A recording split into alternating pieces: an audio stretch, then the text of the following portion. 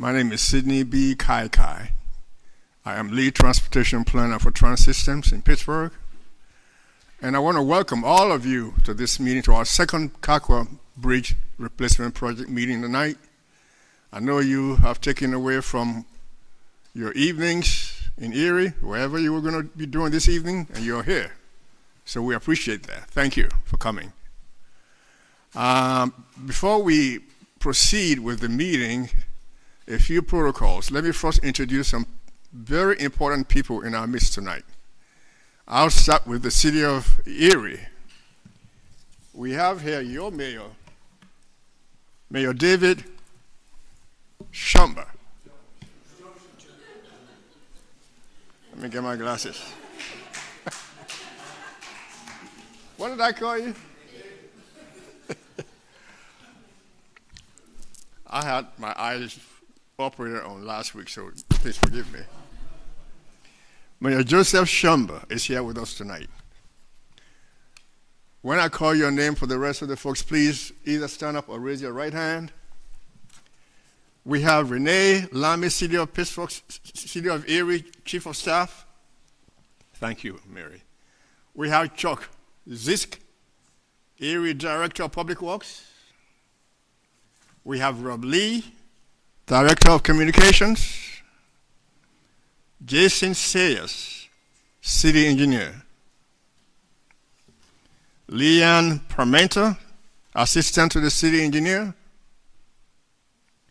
Monica Gossins, Digital Media Specialist. Martin Lamar, Erie Port Authority Executive Director. He's back there. Julie Slumsky, Erie Port Authority Deputy Executive Director. David Ulig, did I say that correctly? Erie Port Authority Board Facilities and Planning Chair.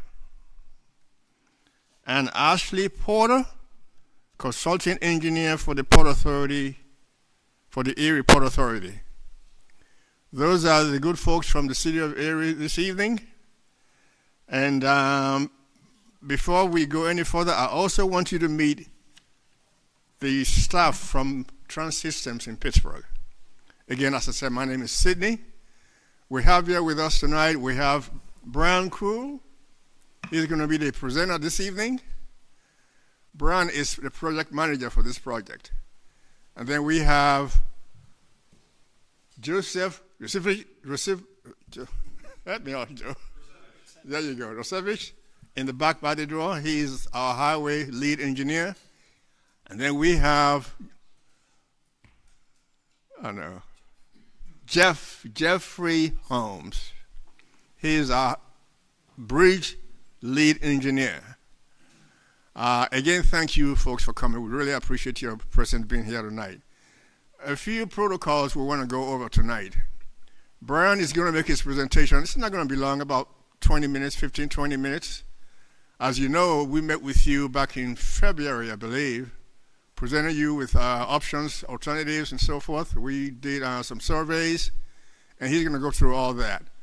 So we have today for you to present you with the final chosen design. You had an input in that, by the way. And so Brian will make his presentation, and then during his presentation, if you have any questions or comments, please jot that down or keep it in your memory.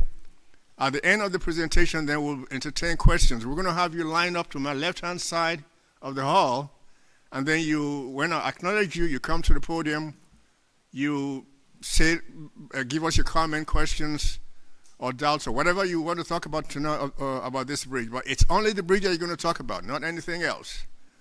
Not anything else. So please bear with us. I guarantee you it's going to be a good meeting. I think all of you folks are good people. You want your bridge to be built. So let us all join together and listen to the presentations and have this meeting be a successful one this evening. Do we agree? Yes. Thank you very much. Brian? Thank you, Sidney. Again, my name is Brian Kroll with Trans Systems. Good to see everybody here. A lot of familiar faces. We had our first public meeting back in February, so I do see a lot of familiar faces, and I thank you all for coming. So without further ado, as Sydney said, we're here for the Kahkwa Bridge project tonight.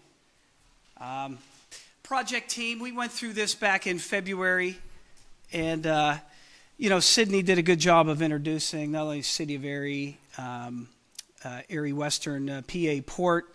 Some other partners we have is the Erie MPO and PennDOT District 11. There's some project partners with us. Actually, Emily's here from MPO. Trans Systems, we're the prime consultant, and we have two sub-consultants on board with us. A&A Consultants, they're doing our geotechnical work, our geotechnical investigations, foundations. And then we have Mauna Loa Basin Engineers. They did a lot of our survey work, and they checked some of the property lines and right-of-way. So that's our project team. I don't think I need to spend much time on location map. We all know where the Kahkwa Bridge is, but just put those in there for maybe anybody else visiting or not knowing the specific area we're talking about. So some Kahkwa facts and history. I went through these. These are interesting, and I'm going to go to the survey from the first public meeting after this last bullet, but I thought it's interesting to keep this slide for those of you who weren't at the first public meeting. The bridge was built back in 1920 for automobile pedestrian traffic over Kahkwa Boulevard, over Ravine Drive. And Ravine Drive, it serves as the only route to the Ferncliff residence. Any Ferncliff residents here? Okay. We're still going to get you home, Ferncliff residents. Don't worry. An Erie Yacht Club, okay? Anybody from the Erie Yacht Club here? Okay. So the former bridge, you could read there, 57-foot arch barrel length of the former bridge. And then in October 2021, it was demolished by the city. It had some structural deficiencies, and for safety purposes, the bridge was demolished. So then a neighborhood survey was performed, and the majority of the residents requested a replacement of a vehicular bridge, and with that, enhanced sidewalks for pedestrians. You could see some of the other statistics. 38% requested ped only, and 7% requested no bridge. So we presented those results, and we came to you back in February 23rd, several months ago, and we presented three alternatives to you. And during that presentation, we also provided a comment form, a survey for you to take home, fill out while you're here. I think we even posted it on the city site, and we got a lot of responses, and I wanted to read those results to you. I have glasses as well, Sydney. I'm not getting any younger. So out of that, 54% selected alternative one. That's the multi-girder option. That's what we're here actually to present tonight. So, not hiding anything. We're here to present alternative one, 54%. 4% selected alternative number two. That was the conspan arch. That was similar to what was there. That was 4%. 28% selected alternative three. Now, alternative three was very similar to alternative one, with the difference of an arch liner. That also happened to be the most expensive option. 28%. 12% selected the pedestrian-only bridge, and then 2% said no bridge or other. So based on those results and talking with the public, gathering your feedback, we're here to present tonight alternative number one as we move forward through the design process. So we're going to talk about some details of alternative one. We're going to talk about some cost. We're going to talk about schedule as well. So hopefully I can answer most of your questions here throughout this presentation. Okay. So we're at about the 70% design, give or take. These are just some scope tasks that we have remaining. We did do a PA1 call, but we've learned through many projects that it's a good idea to update these every 3 to 6 months with utilities. So We will be doing that. We know there's an existing storm sewer on Ravine. And then there's been some extensive coordination with both the Erie Yacht Club and the water company on a proposed water line. So we're continuously coordinating with these folks so they can install their water line. Public meeting feedback. That's why we're here tonight. We're here tonight to get feedback from everybody. And after this meeting, there will be, Sydney will make an announcement, but there will be a comment form on the city website. General comment form for you to give us your thoughts and comments on tonight and on the preferred alternative, the preferred bridge that we're going to talk about. So you'll get an opportunity there. What else do we have remaining are roadway plans. We're looking in the next couple months to get to that 100% plan specifications and estimate. And then right now we're coordinating with our sub-consultant, A&A consultants, on some of the slope stability, some of the rock that's going to be required. They did some drilling. They got some core borings digging into the ground to see what kind of soils there, what kind of foundation we'll need, how the existing soils are. And we're going to need some slope treatments, especially on Ravine. We're going to need some rock placement. So we're coordinating with them right now as far as how much and the different areas and volumes. And then 100% E&S plan and 100% traffic control plan. I will talk to you shortly here on the traffic control plan. Here's our proposed Ravine Drive alignment. And I'm going to get the pointer out for this. So you can see in the yellow is proposed. So this gray is existing. Okay? That's the existing Ravine Drive. If you were with us back in February, you would have noticed that the curve was a little flatter, right? The curve was up here a little bit more. And since then, we've taken it back to match existing a little bit closer. And why we did that, one reason was because of the survey we received from everybody. One of the other comments was there was a concern about impact to trees and vegetation and landscaping.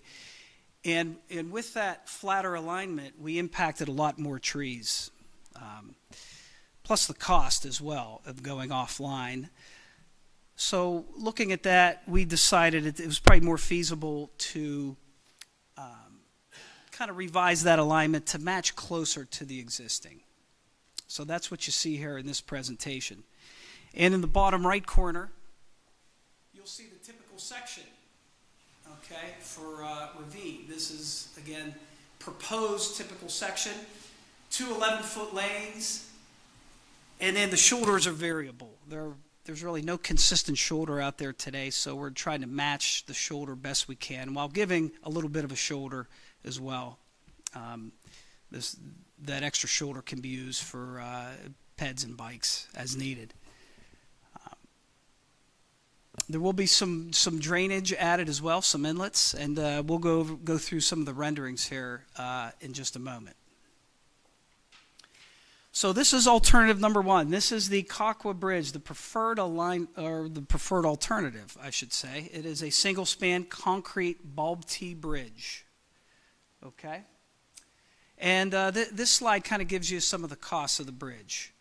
And there's a range in there. The bridge cost is about 1.5 to 1.7.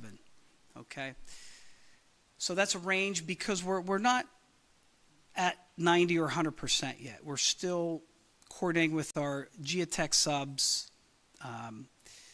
We've got most of it nailed down, but there's a little bit of a contingency in there just for some other items. We have to go through a PennDOT review as well, see what kind of comments we get. So that's why there's that range. Kahkwa Boulevard, Ravine Drive, that cost is about $550 to $750.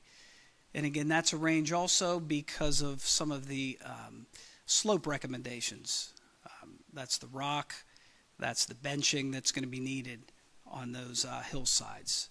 So that's what we're looking at for our approximate costs for this project. And then below you'll see a typical section, right? That's just a slice through the bridge. Looking at the bridge, you see we keep 2 12-foot lanes. There's going to be 2-foot shoulders. That's for drainage reasons. And then a 5-foot sidewalk. There'll be a 5-foot sidewalk on each side. And then beyond that sidewalk, you're going to see what they call a PA Type 10M barrier. That's for safety reasons, so vehicles don't go off the bridge. About a 42-foot overall width there. So this is a rendering, and you'll see this one around the room as well. Please, afterwards, if you haven't, come up. You can take a closer look at those. This is the preferred alternative looking west on Kahkwa. And as you see the sidewalk, you see the pedestrians in the sidewalk. There's a curb there, again, 5-foot sidewalk. That's a better look at the bridge barrier. And then you'll see guide rail that's connected to that bridge barrier. Again, that's for safety, so vehicles don't run into that blunt end of the side of the bridge. So there's guide rail that's going to wrap around. We are showing detectable ramps, ADA ramps there. Not the exact location, but this is just a rendering to show you that those are some of the items that will be included. Shared lane markings for the bicycles. And so that's going to be our bridge. That's looking from the top view, looking west on Kahkwa Boulevard. I'll keep that up for just another moment while you're looking at some of those. There will be some minor intersection improvements to tie the bridge in on both ends. Again, just minor, just what we need to do to tie in the approach slabs and intersections. Now this is going down on Ravine Drive looking north. And this is going to be pretty similar to when we were here back in February looking at Alternative 1. So there's not much that has changed here. You know, the typical section we talked about, the 11-foot lanes, variable shoulders. It looks a little more consistent there in this picture, but you see some inlets there for drainage purposes. In one area I will point out, so some of the rock, you could see the abutment, some of the rock here that'll be keyed in under the bridge. There will be a little bit more rock due to the slope stability and some of the rock we need to add. However, we're able to bury this rock under some topsoil and vegetation, so it won't be present. When you're driving, you're not going to see a bunch of rock. You'll just see the rock present directly under the bridge, like you would see on a lot of highways or interstates. But some of that other rock that we're coordinating with our geotechnical sub and the recommendations, we're going to bury that, again, with some topsoil and vegetation. And then you see the Type 10M barrier above that we saw on Kahkwa. Okay, now I just want to take a few minutes to talk about the traffic control, because we know Ferncliff residents, we know the yacht club, that's a major issue during construction. How are we going to get people to the yacht club or to their home? And so when I showed that Ravine Drive alignment, it kind of helped that we're close to existing, but not exactly on existing, because what we're going to do is build one side at a time. So there will be access at all times. And you see there's going to be 2 stages. So as we build the one side, vehicles will be able to use the one lane that's existing today. Okay? Then they'll switch over and they'll use the built lane while we're building the other existing lane. And this will be done by a traffic signal, temporary traffic signals, more than likely solar battery operated. There'll be one on each side. And we point them out here, the traffic signals. We did look at stop control, but because of sight distance reasons, we had to go with the traffic signals. So,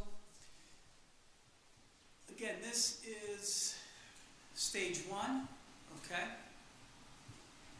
So vehicles will be able to use this lane here, close to existing, while we're building half of Ravine Drive. Here's one of the temporary signals, and here's the proper tapers that you're going to need. Stop bars are up here, so the vehicles will wait back here. wait for this traffic to pass. When the light turns, then they'll be able to go.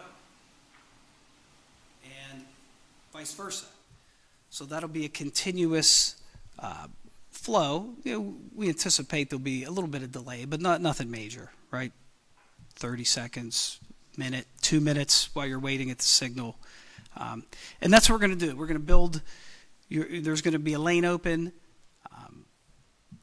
for traffic control.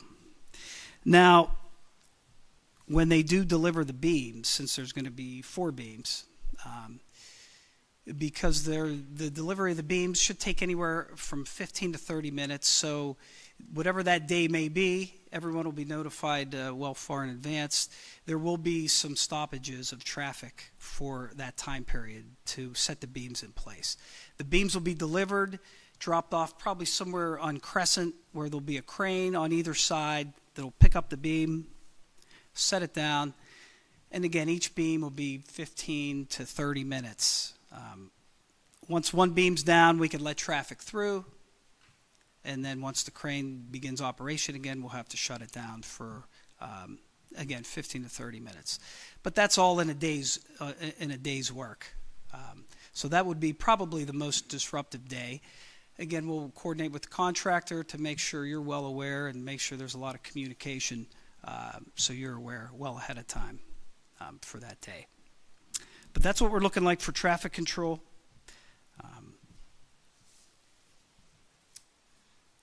One thing I before I talk about the schedule, I did want to mention is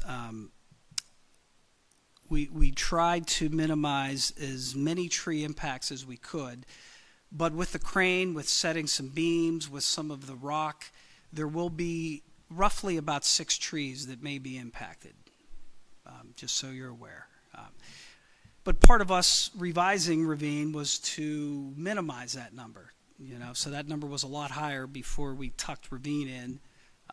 So we're doing our best, and that's not definite. We're still going to try to save as many as we can, but just want to let everybody know there may be up to about 6 trees that may be impacted as part of the whole construction operations of the project. So we're here tonight, right? Public meeting number 2. So this is just what we have left and what our anticipated schedule looks like at this point. Again, we're looking at the final bid package here early in 2024, and then bidding. That's when we advertise, we open up bids from a contractor. That'll be in the spring. And so construction can start right after that. And I do have a note on here, pending funding availability, just to make sure that the funding is all in place. Then construction could start. And then the construction duration, I have 3 to 5 months listed. It gives us a little bit of room, maybe if it lags a couple months one way or another. But there's no reason that with this schedule that the project cannot be completed within 2024. Next year at this time, project completion. So you'd have a new bridge, hopefully within a year. That's what the schedule looks like. Again, we're still, closely coordinating with the city and with other stakeholders to make this happen. But that's it. A presentation was short and sweet. I hope it was informative. I'm glad you came out, and we wanted to show that we did listen to you from the first meeting, and we carried that through to this meeting. At this point, I guess, Sydney, we can welcome any comments that you have, as Sydney mentioned. Again, we do have a sign-in sheet. Please sign in so you can at least get on our list, our email list, if needed. And again, there will be a comment form on the city website, and we could email that out as well, as long as we have your emails. So then you can get back to us with any comments you may have on the project itself. So thank you. Let me take my notes here. Okay. Thank you, Brian. If you have any questions at this time, yes, ma'am.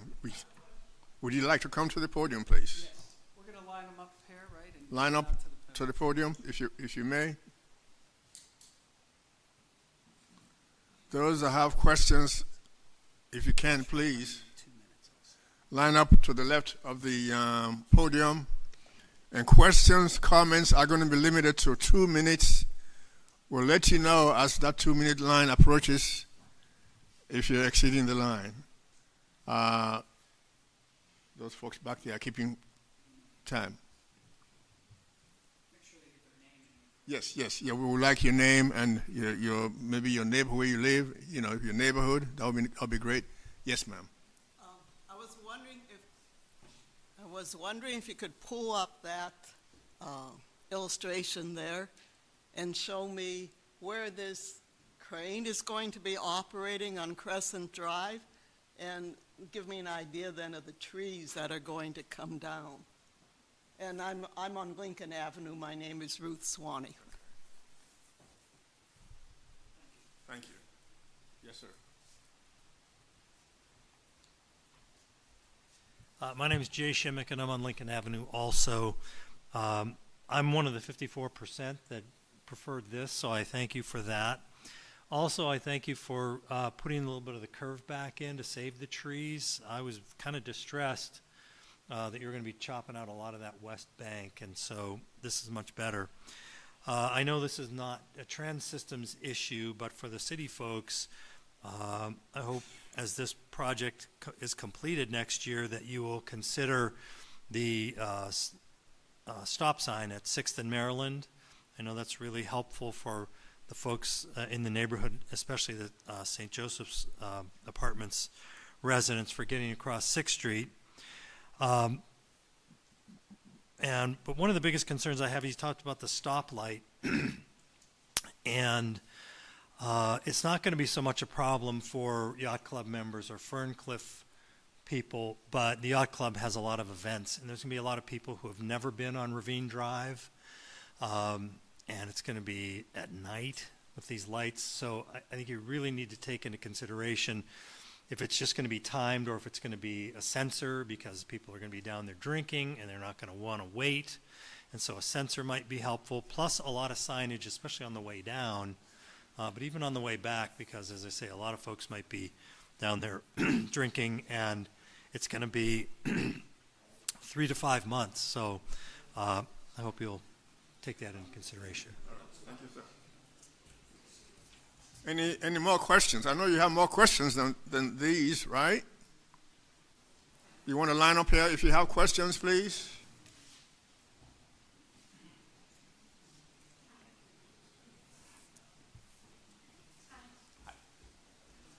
Hi, I'm Lisa Renz. I live on Plymouth, right at Crescent.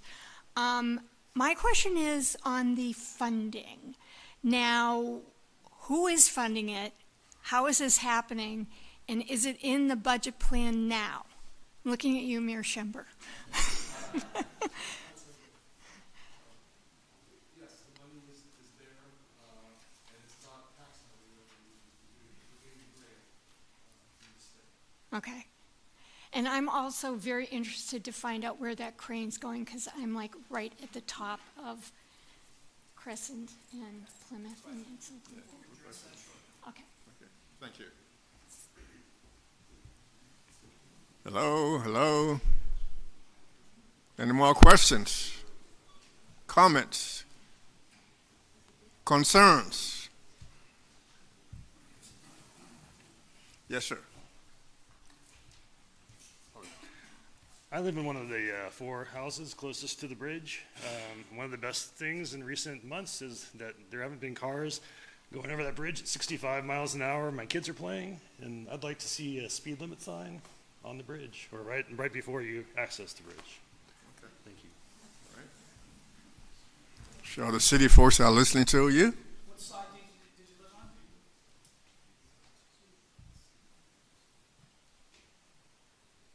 That's Crescent, okay.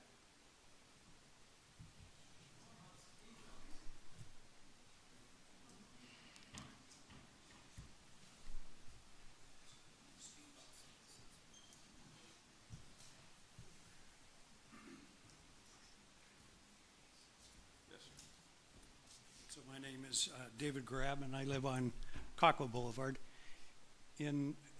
conjunction with Jay's question about the stoplight situation, with the number of events that we have going on down there, there are also sailing events where on Sundays and Wednesday nights, you're going to have a couple hundred cars coming down there. And how are you going to regulate the influx of people wanting to get down to go for the race, and then after the races are done, going back up? I can see parties that are down there, the flex will be intermittent. But on these events, I can tell you, everybody's trying to get down to the yacht club, so for a 6:30 start on their boats, and we might have 50 boats, and you've got how many people on a boat, Pete? Six to eight? And so that's going to be a concern, I think, to manage the traffic flow on a basis. So Jay had alleviated to the fact, is it's going to be a time thing, or is it going to be, 2 minutes here and then 2 minutes there, back and forth? I guess if you could kind of address that a little further, I'd appreciate it. Thank you. I think you're, I guess, essentially talking about a traffic management plan during events. And I'm sure if we can work with the city to come up with some management plans during those events. Yes, sir. Right.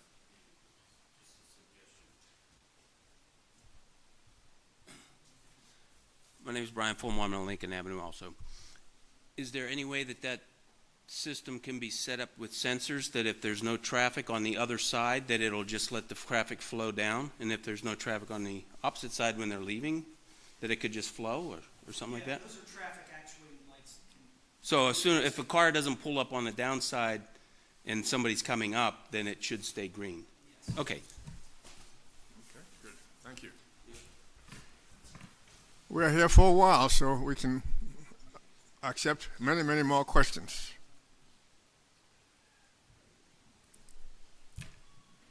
All right. I can go line by line if you want me to.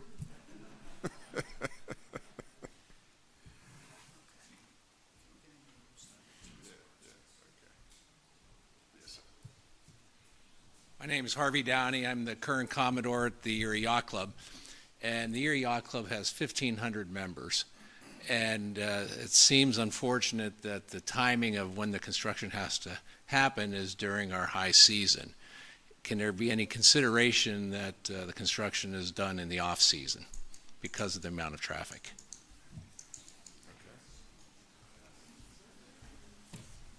If there are no more questions, we will start answering some of these questions now. And again, let me reiterate that if you have more comments, a comment form will be posted online on the city's website, so you can go on that site and put your comments. We will respond accordingly.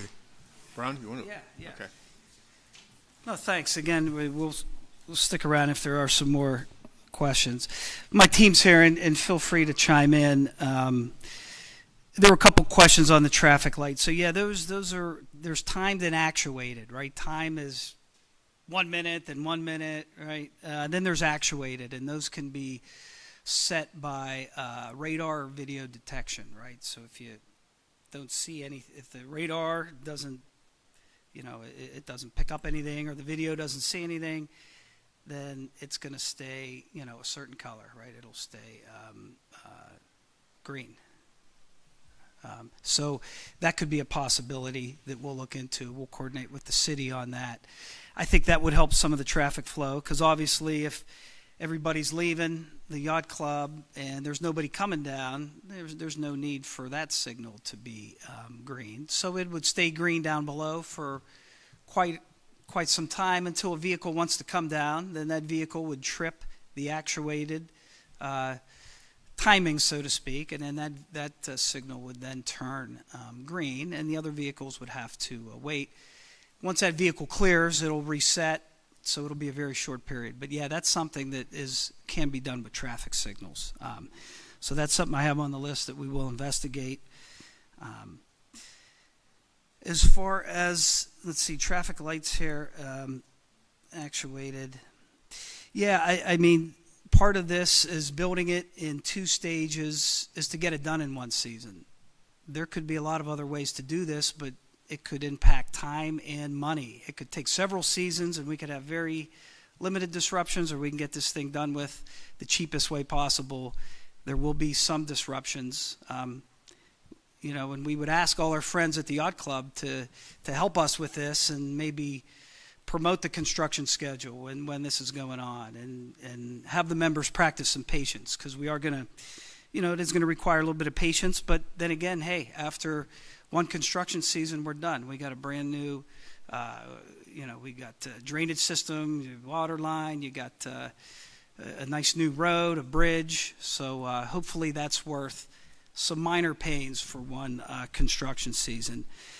And then the timing, just because of the winters in Erie and getting your asphalt and concrete, it's going to be tough to do it off season in the winter months because of, quite frankly, because of just the weather itself. So we got to utilize some of the better weather, and unfortunately that's, April through October, and I know that's when a lot of the yacht club events are. So, but unfortunately, PennDOT does have shutdowns. I think, I'm not sure the exact date up in Erie. I know probably November 15th, give or take, sometime there.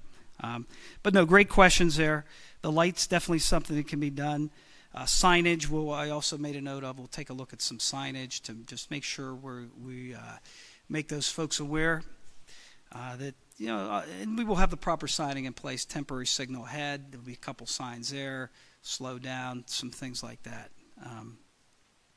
And we'll look into that speed limit sign as well. There was a question about speed limit sign. I heard some other folks talking about some traffic calming measures as well on Kahkwa. So that's something we can, talk to the city about and see if maybe a speed limit sign or another measure may be appropriate there. I guess we can go to, Monica, if we can go to the slide with, we're going to now talk about crane placement and some of the trees. So, the color-coded one with, go down, sorry, right there, number 8, yes, thank you. Okay. So, so here is our proposed Ravine Drive. You see Crescent Downs below, right? Superior's above. I'm going to have our bridge engineer, Jeff Holmes, take this one. Yeah, so obviously in an area like this, with all the trees and as confined as we are, space is our issue, right? We don't want to cut down trees, and yet we need to place 120-foot long bridge beams. So, just know that this has actually been our number one concern from a bridge perspective. Designing this bridge isn't all that difficult. Getting the bridge built, that's our difficulty. So what we're thinking right now, and this is all conceptual because the contractor is actually allowed to put his crane wherever he can within certain parameters. For instance, he can't put it on Ravine Drive because we can't close down Ravine Drive.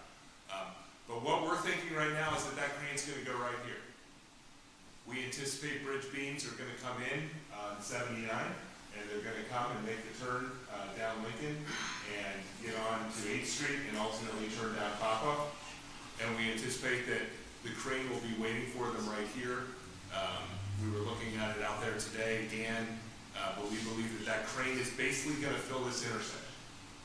And so I would anticipate that for some period of time, probably about a week, is what I'll just put out there right now. And that might be a day more, a day less, either way. But you need to remember what they're going to do is they're going to set up that crane a day or two before the beams are delivered to make sure everything's safe. They're going to do a dry run, make sure everything's ready to go. But I would anticipate there will probably be a crane sitting right here in this intersection for several days.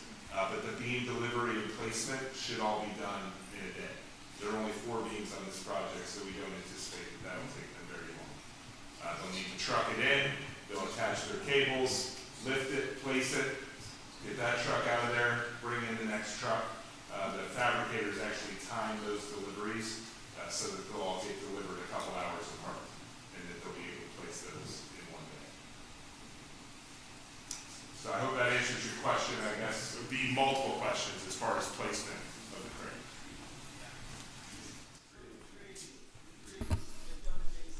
So thanks, Jeff. That was. And now I'm going to bring Joe Brasevich up to talk about some of the trees that may be impacted. So that was we talked about traffic lights, signs, crane placement, and this Joe's going to address. And again, Joe Brasevich. Joe's our lead roadway engineer. Yeah, so as Jeff was mentioning, there is some challenges in terms of needing to move 120-foot beams to get them into place. So as we noted before, the alignment was a lot straighter, and there was going to be a lot more impacts to the western bank. Now that we're moving it closer to the existing alignment, and what we've been working with, this is what we've been working with our geotechnical engineer in recent weeks. On the eastern side of the bridge, obviously you're going to be swinging beams. You're going to have to be building the abutment for the structure, and there's going to be some geotechnical treatments to stabilize the slope on either side immediately of the structure. So there are some potential impacts to the trees on either side of the structure in these two quadrants. And then depending on the final limits of the geotechnical improvements, there could be one tree or possibly two in this quadrant as well. With the slope that was built as part of the structure removal, a lot of the ones that are in the general vicinity of the structure have already been removed. And so there's very low potential on that side for removal of any further trees. Does that answer the question?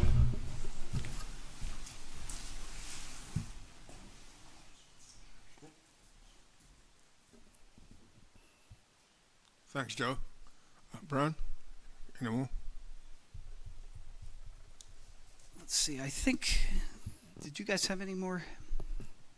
Joe or Jeff? I think we addressed most of these.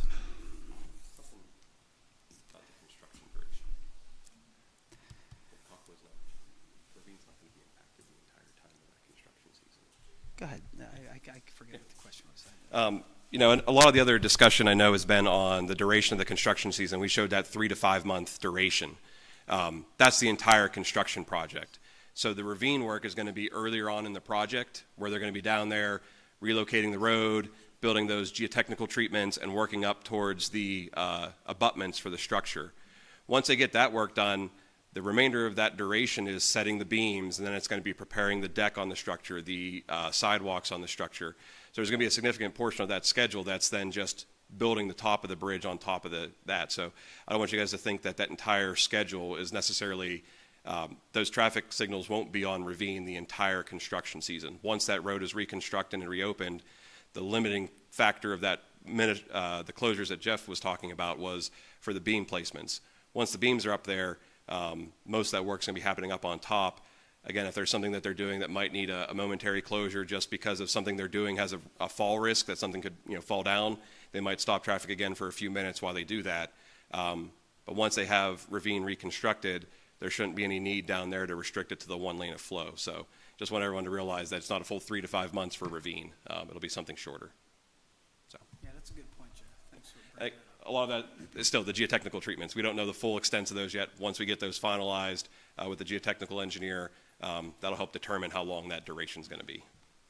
So. Thanks, Joe. We're ready for more questions. Comments? Yes, sir.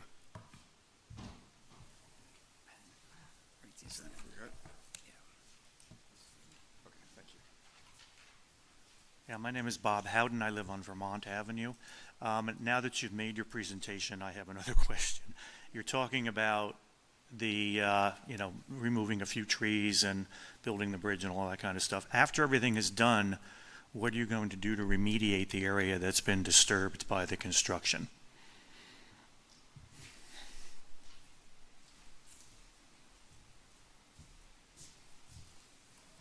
We're ready for some more. We'll take a few more questions and then we'll respond, and then we'll go forward. Does anyone have any more questions? Comments?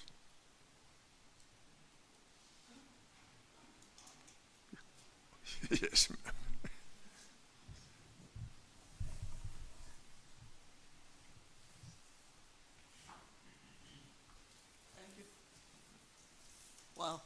My comment is I didn't want to see this happen. I was hoping for a pedestrian bike path only.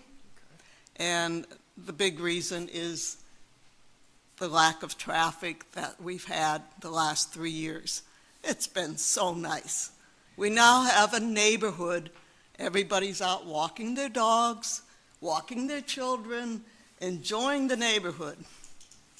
I hope there's some way to slow that traffic down, since it's obvious I've lost. The bridge is going in, the traffic's coming back. I hope we can find a way to control that traffic and maintain our beautiful neighborhood. Thank you. Thank you for your comment.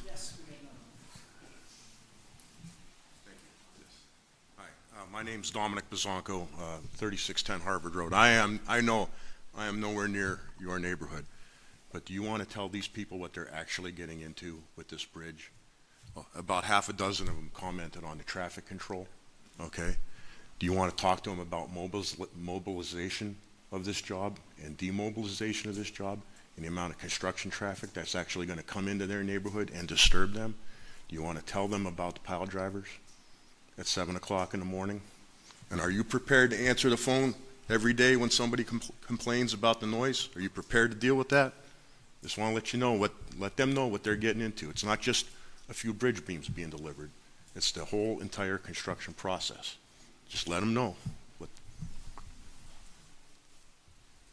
Thank you. Let me just say that for every construction, public construction, whether it be a highway or a bridge, the local authorities usually put in place a construction management plan, a transportation management plan, and the city employees represented here tonight will work with us as the consultants, as the engineers, and also the neighborhood to put that kind of plan together.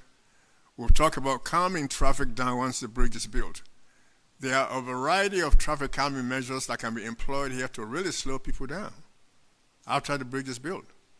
I think it's a matter of working in unison with local authorities to make that happen. And I think you folks are the best monitors of the conditions that we're talking about. So I'm sure the mayor's office will hear from you if you don't like something. I'm not trying to direct any more traffic to your office, Mayor, but yeah, so anyway, any more questions?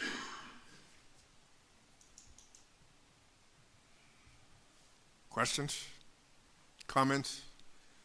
Don't forget, we have that comment form on the website, the city's website. If there are some shy people here, then take your time at home and get on that computer and log in your comments. We're going to answer a few now. We're going to answer a couple more. Oh, okay. We're going to answer some of the last questions. Comments. I'm going to have Joe take the remediation question.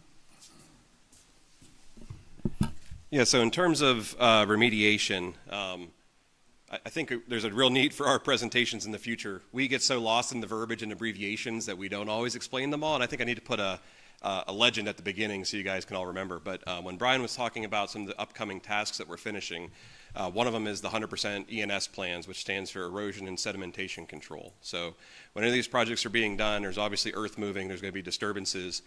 We're required to put in measures that will prevent that, soil loss in the area. And part of that also is the restoration of the area.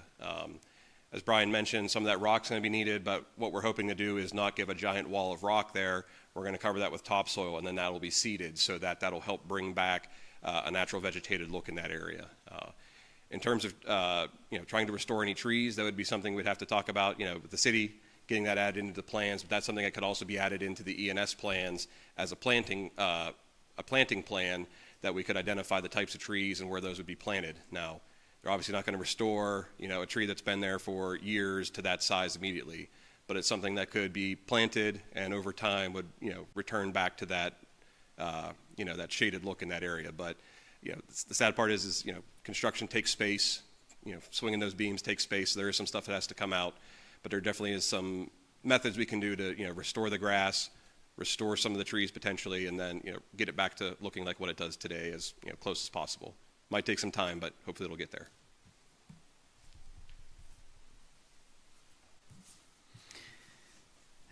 And then just to address the question of traffic, again, we'll look at some signs as far as how we could help slow down the traffic on the bridge. And we'll work with, Jason and Leanne as well in the city to see if there are any traffic calming devices that we could implement in or around the project that would help further slow down traffic. So, again, it's a detail. We're at 70%.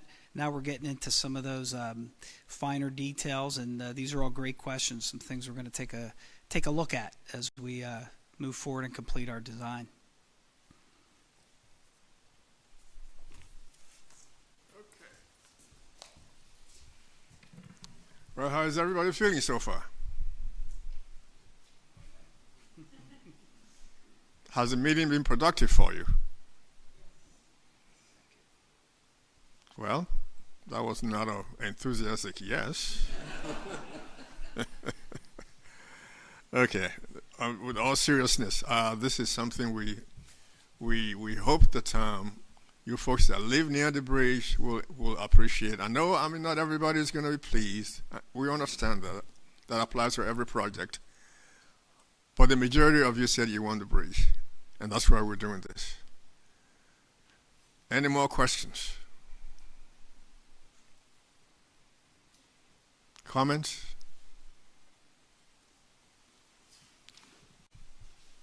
Any clap of hands? Well, I want to thank you all for coming. Any questions, again, go to the city website and let us know what you're thinking. Thank you again for coming. Be safe driving home.